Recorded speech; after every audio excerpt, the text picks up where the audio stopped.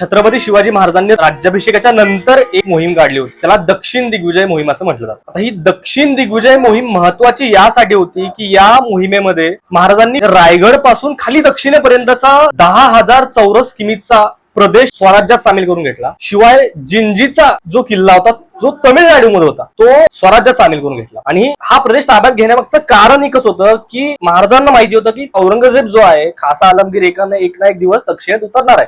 मग अशा वेळी दक्षिणेतला मोठा प्रदेश आपल्या ताब्यात जर असेल तर आपल्याला जर मागं हटायची वेळ आली तर आपण जिंजीपर्यंत मागं हटू शकतो. आणि याचा फायदा झाला राजाराम महाराजांना. औरंगजेबाने संभाजी महाराजांना मारल्यानंतर राजाराम महाराजांना रायगड सोडावा लागला, कारण मुघलांनी रायगडवर हल्ला केला. आणि रायगड सोडल्यानंतर राजाराम महाराज कुठे गेले तर ते गेले जिंजीला, कारण मराठ्यांना आता मागं हटणं गरजेचं होतं, एक पाऊल मागं घेणं गरजेचं होतं. त्यामुळे राजाराम महाराज जिंजीला गेले आणि जिंजीवरून राज्यकारभार सांभाळला त्यांनी. किती वर्ष? 9 वर्ष. म्हणजे 9 वर्ष राजाराम महाराजांनी मुघलांविरुद्ध लढा चालू ठेवलाय. आणि हा जिंजी किल्ला महाराजांनी 1676-77 साली स्वराज्य सामील करून घेतला होता, दक्षिण दिग्विजय मोहीम. आता या दक्षिण दिग्विजय मोहिमेची सुरुवात किंवा महाराजांनी कधी ठरवलं बाबा की बाबा आता आपण दक्षिणेत उतरायचं, तर ते एका रात्रीत ठरलेलं नाही. याची पार्श्वभूमी ही 1672 सालापासून आपल्याला दिसते, म्हणजे राज्याभिषेकाच्या आधीचा काळ आहे.